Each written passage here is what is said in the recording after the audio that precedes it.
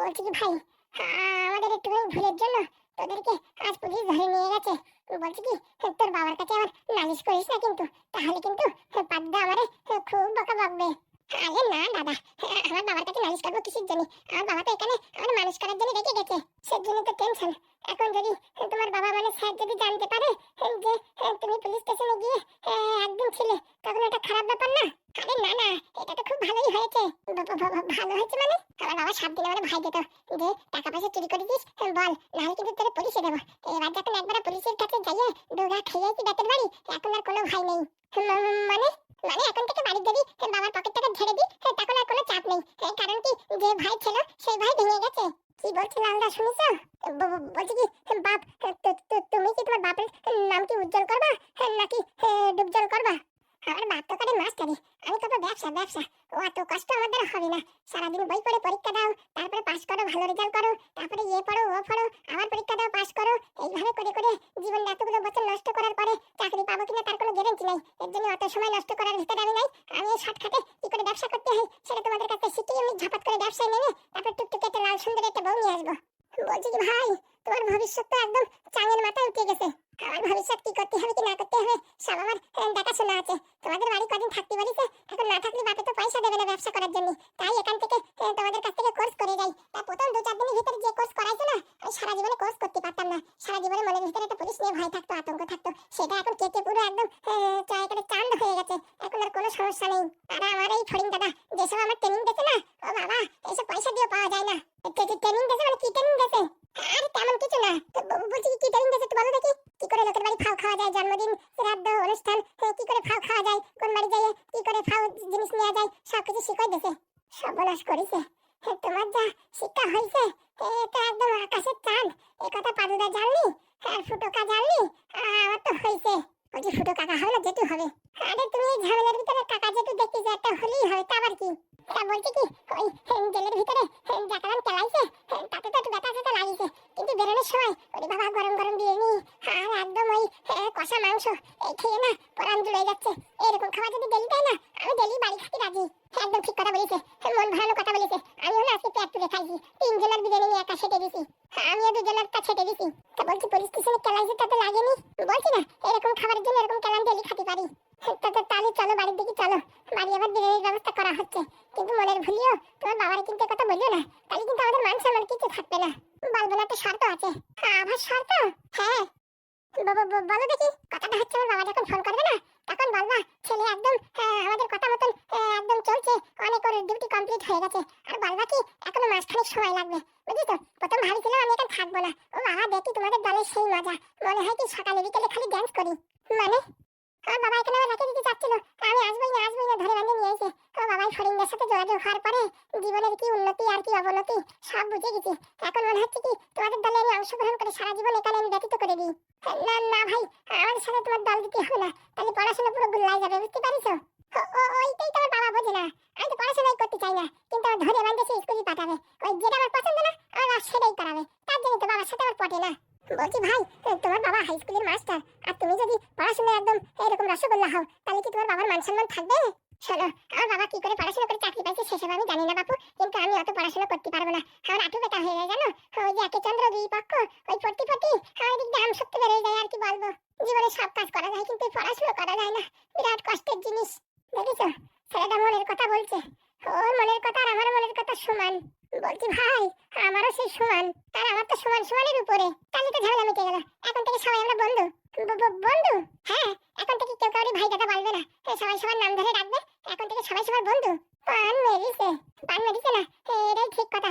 আমার বাপ ফোন করলে বলবা কি ছেলের আরো 2-3 মাস সময় লাগবে। এই বলে বলে আমি এখানেই থেকে যাবো, আমি আরো বাড়ি যাবো না। বাড়ি গেলে সারা পড়াশোনা, এখানে বিশাল একটা মস্তি, খাওয়া দাওয়া, ডান্স করা, এ কাজ সে কাজ, মানে আর কি একদম মানে অতি উত্তম। মানে আলকাতরা, কেরোসিন, ন্যাপথলিন, ফেনাইল। পান মেরিছে লালদা, এই কথা যদি পাঁচদা জানতে পার না, তোমার আর আমার ভালো করে ঘষণ দেবে। কেন?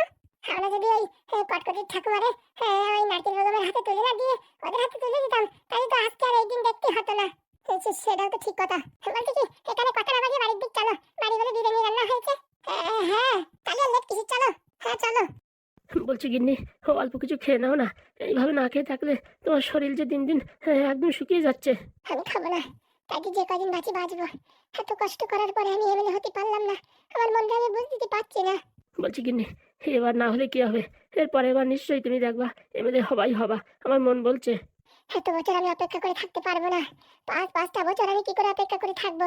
ভোটের রেজাল্ট দেওয়ার দুদিন আমি রাত ভরে ঘুমাতে পারিনি, আর এখন আমি 5টা বছর কি করে অপেক্ষা করবো? আমি পারবো না, আমি পারবো না, আমি এই হার মেনে নিতে পারছি না।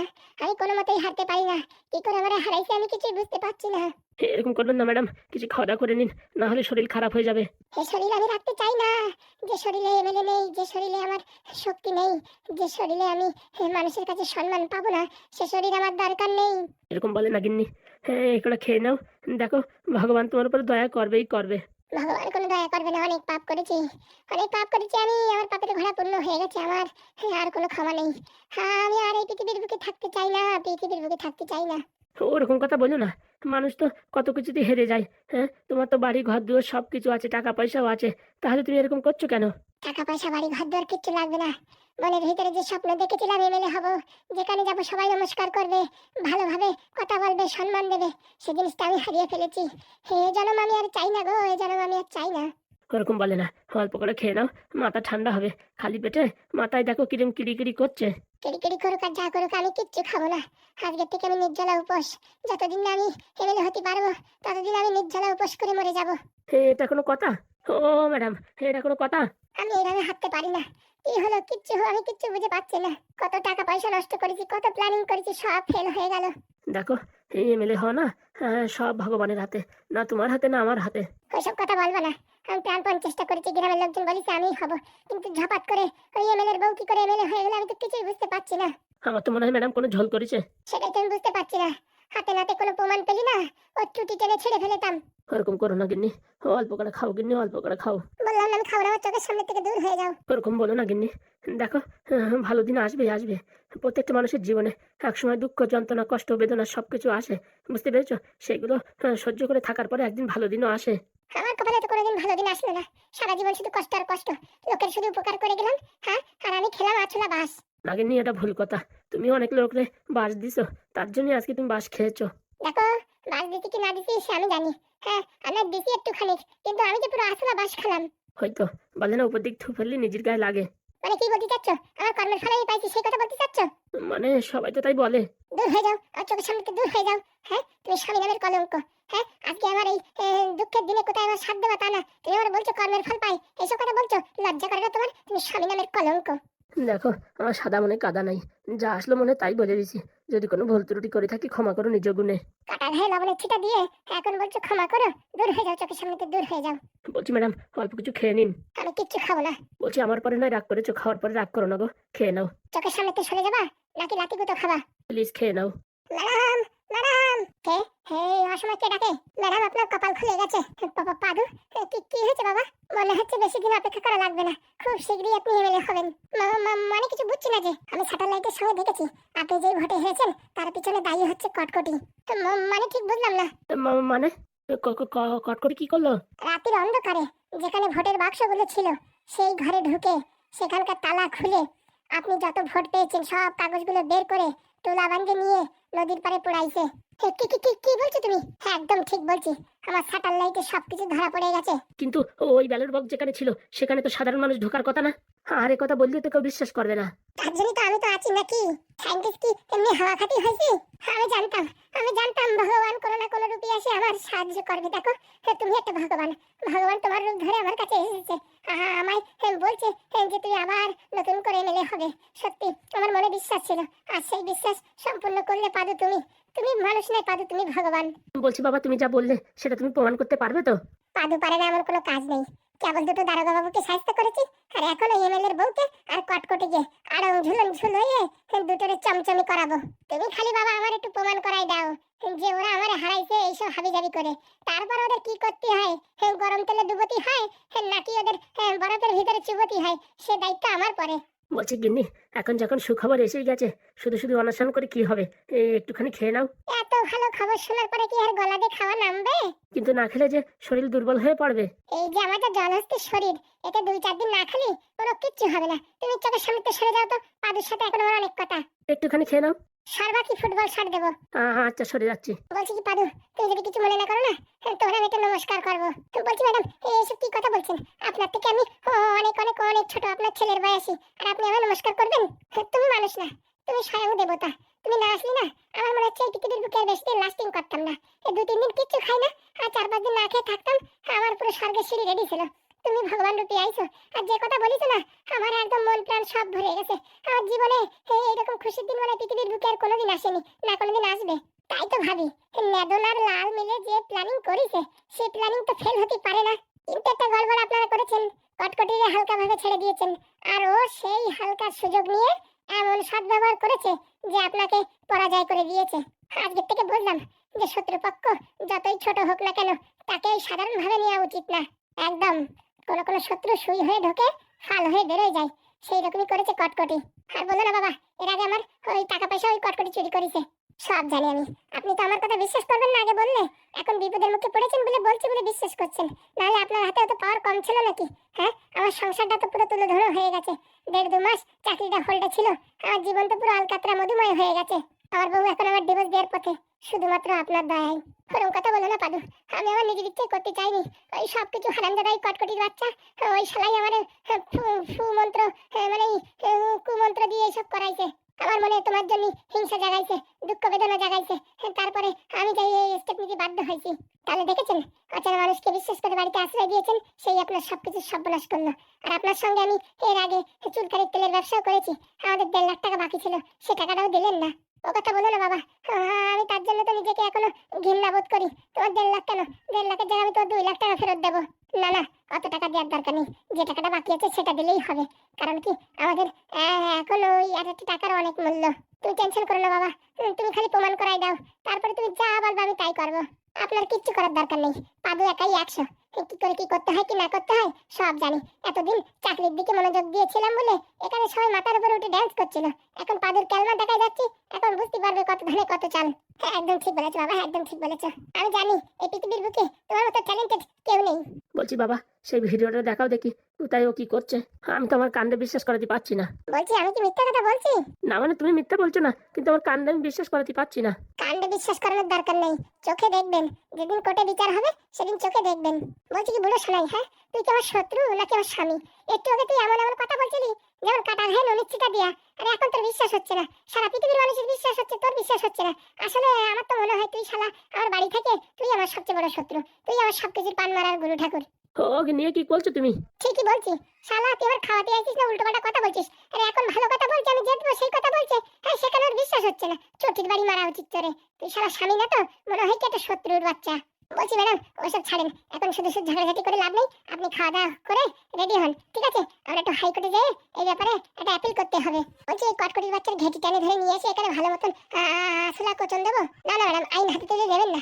ওইসব কেস করতে গেলে কোথা থেকে কোথায় হয়ে যাবে তার কোনো ঠিক ঠিকানা নেই। আমরা এসব ব্যাপারে কোনো আলোচনা করবো না, ডাইরেক্ট হাইকোর্টে অ্যাপিল করবো, বাস। তারপরে ওদিক থেকে ডাক হবে, এদিক থেকে ডাক হবে, হাইকোর্টে বিচার হবে। ওরা কিচ্ছু বুঝতে পারবে না, আর এখান দিয়ে সবকিছু প্রমাণ হয়ে যাবে। একদম ঠিক বলেছো বাবা, তোমার মাথায় এত বুদ্ধি কি খেয়ে আমি তো বুঝতে পারি না। আমার মনে হয় কি কাঁচা ছোলা খায়। মুখ পড়া তুই চুপচাপ করে থাকবি, না এখান থেকে কিন্তু এক লাথি মেরে দেবো, তোর দাঁতের 17খানা বিট ভেঙে যাবে। শালা তুই আমার চোখের সামনে সরে যা। ভালো কথা বলতে গেলে আমার দোষ হয়, আমি একটু ভিডিওটা দেখতে চাইছি, সেটাই আমার অপরাধ। বড় নেতা হয়ে পড়েছে, ওনাদের ভিডিও দেখাতেই হবে, মানে উকিলিতে বড়। যা রান্নাঘর যাই, থালা বাসন মাজ। বলছি ম্যাডাম, আপনার স্বামীর সঙ্গে এরকম ব্যবহার করবেন না। আরে কিছু কিছু মানুষ থাকে, ওদের ভালোভাবে বললে শোনে না, ওদের ওইভাবে কচু দেওয়ার দরকার, তখন যাই শোনে। দেখো তখন থেকে ভালোভাবে বলছি শোনে না, যেই কচু দিছি এখন শুশুর শুশুর করে সরে যাচ্ছে। এমন এমন কথা বলে না গা জ্বলে যায়, ভাবি যে কিচ্ছু বলবো না। হ্যাঁ, বিশ্বাস নয় কতদের কাছে শোনো, তখন থেকে এমন এমন কথা বলছে না, পুরো আমার গায়ে মনে 3-4 জায়গায় ফুসকা পড়ে গেছে। হ্যাঁ হ্যাঁ পাদু, ওনার একটু ওই দোষ আছে, মানে কাটা খাই নিচ্ছিটা দেওয়ার দোষ আছে বললেই হবে না। তার জন্যই তো থালা বাসন ধোয়া রান্নার কাজে লাগাইছি। দেখ জীবনে তোর ওই কাজের উপযুক্ত তুই। তাহলে ম্যাডাম আপনি খাওয়া দাওয়া করে নিন, তারপরে আমি যতগুলো ওই পেপার বের করছি সেগুলো সাইন করবেন। আমি আপনি আর কদম বাবু গিয়ে হাইকোর্টে ওটা সাবমিট করব। তারপরে কি হবে পাদু? তারপরে ওদের বাড়ি নোটিশ পাঠাবে, ওদের প্রমাণ করতে হবে, আমাদেরও প্রমাণ করতে হবে। আর ওরা তো প্রমাণ করতে পারবে না যে ওরা নির্দোষ। আর আমাদের কাছে যত প্রমাণ আছে 1 ঘন্টার ভিতরে প্রমাণ করিয়ে দেবো যে ওই কাজ করেছে। বলছি বাবা, প্রমাণ করাই দিলি তো কটকটি দিয়ে জেলে ধরে নিয়ে যাবে, তখন কি করে কি করতে হয় সব আমার জানা আছে। আপনি খালি দেখতে থাকেন। হ্যাঁ হ্যাঁ, ক্যালমার পর ক্যালমা। আচ্ছা বাবা, বলছি বাবা, তুমি এই ডিউটিতে কবে যাবা? এই তো দেখি 2-4 দিনের ভিতর বেরিয়ে যাবো, অনেক দিনের ছুটি হয়ে গেল। তুমি আবার টেনশন করো না, তুমি যদি বলো না তোমার চাকরি আমি কলকাতা ট্রান্সফার করে দিই। বলছি ম্যাডাম, সেটা কি সম্ভব? আরে বাবা, সম্ভব মানে তুমি খালি দেখো নারকেল বেগমের পাওয়ার। এখান থেকে ফোন করে তোমার চাকরি যদি হোল্ড করে দিতে পারি, হ্যাঁ, তাহলে আমি যদি ব্যাঙ্গালোরে যাই, ওখান থেকে তোমার এখানে ডিউটি আমি ট্রান্সফার করে দিতে পারবো না? কিন্তু ওখানে তো আমি একটা ভালো একটা প্রজেক্টের উপর কাজ করছি, সেই প্রজেক্ট এখানে কি করে হবে? সব হবে গো, সব হবে। বটন টিভি দিলে যেমন টিভি চলে, তেমনি ভাবে আমি বটন টিভি দিয়ে ওখানে অফিস এখানে নিয়ে আসবো। এটা কি সম্ভব? তুমি খালি দেখো, নারকেল বেগমের উপকার করবা, তার বদলে আমি কিছু দেবো না, তা তো হবে না। হ্যাঁ, এখানে হলে তো ভালোই হয়। বাবা কাকা যেহেতু সবাই থাকবে এখানে, এখান থেকে আপ ডাউন করবো, খুব ভালো হয়। আর আমার বিপদের দিনে তুমি আমার পাশে দাঁড়াবে, তাহলে এত বড় একটা মন্ত্রী আমি কোথায় ছাড়বো বলো? সেসব ম্যাডাম পরে দেখা যাবে, আপনি খাওয়া দাওয়া করে নিন, আমি বাড়ির থেকে একটু আসি। আচ্ছা বাবা। আর ম্যাডাম, আপনাকে যে কথাটা বললাম, এই কথাটা আমাদের 4 জন ছাড়া আর কেউ জানে না, বুঝতে পেরেছেন? কানো কান যেন না হয়, তাহলে কিন্তু একটু সমস্যা হবে। না না, কাক পক্ষে টের পাবে না। আর যদি সমস্যা হয়, কি হতে পারে? তাহলে কি কটকটি উধাও হয়ে যাবে, ফরার হয়ে যাবে, ওকে খুঁজে পাওয়া যাবে না, কোথায় যাই ঘাটি মেরে পড়ে থাকবে। তার জন্য আবার অনেক ঝামেলা হবে, আপনার মানে এমএলএ পদে আসতে অনেক অসুবিধা হবে। তুমি চিন্তা করো না, তুমি এদিকে বাড়ি যাই আরাম করো, আর আমি এদিকে সেলুটেপ আমার বরের মুখই পেঁচাই দিই। কারণ কি, ওটাই হচ্ছে একটা ভাইরাস, ওর মুখ দিয়ে যদি কথাগুলো বেরোতে বেরোবে, তাছাড়া আর কারোর মুখ দিয়ে বেরোবে না। তাই তো কদম, নাকি? একদম ম্যাডাম, একদম। তোমার মুখ দিয়ে কোনো কথা বেরোবে না তো? না ম্যাডাম, আমি কিছু শুনিনি, আমি তো আপনাদের বাড়িতে নেই। আচ্ছা ঠিক আছে। বলছি বাবা, এখানে খাওয়া দাওয়া করলে হতো না? না না, বাড়ি রান্না করেছে, না খেলে কাকি আবার রাগ করবে। ঠিক আছে, আমি যাবো আর আসবো, আপনি রেডি হয়ে থাকেন। আচ্ছা। মন খারাপ করো না কিরণ, আজকে বিকেলের ট্রেনে আমার চলে যেতে হবে। এইভাবে পাইলে আমায় ছেড়ে দিয়ে তুমি চলে যাবে? যাওয়ার তো ইচ্ছা ছিল না, কিন্তু এখন কিচ্ছু করার নেই। আর কবে আমাদের দেখা হবে? যত তাড়াতাড়ি পারি পাদের সঙ্গে আমি ডিভোর্স নিয়ে তারপর তোমার সাথে আমি সংসার বাঁধার কথা ভাববো। হ্যাঁ, এখন কি বলে ভাববো বললে? তাছাড়া আর কি করার আছে বলো? আমার দাদুটা, সে মনীষী না, সে যে করে হোক আমার এই পাদুর সাথে সংসার করাতে চাই। আমি এখন কি করবো বলো? কিন্তু কদিন আগে যে তুমি বললে যে তোমার দাদু তো রাজি তোমার আর আমার বিয়ের জন্য। ওনার কথা বলো না, যেই শুনেছে পাদু 3,20,000 টাকা করে বেতন পায়, সেই কথা শুনে সবকিছু দিক পরিবর্তন হয়ে গেছে। মানে পাদু মাস গেলে 3,20,000 টাকা ইনকাম করে, আর তুমি তুমি তো কিচ্ছু করো না, বাবার খাও আর ঘুরে বেড়াও। তাই এখন তোমার সাথে আমার কি করে বিয়ের সম্পর্কটা মেনে নেবে বলো?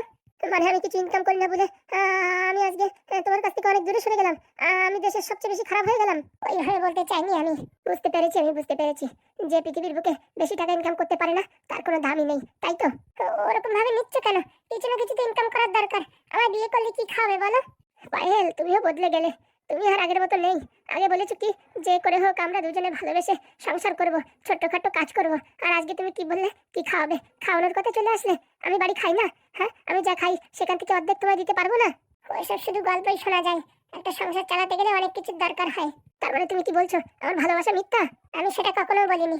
বলছি ভালো একটা ইনকাম করলে পারে আমি যে করে হোক দাদুকে মানাতাম। এখন আমি কি করে মানাবো বলো?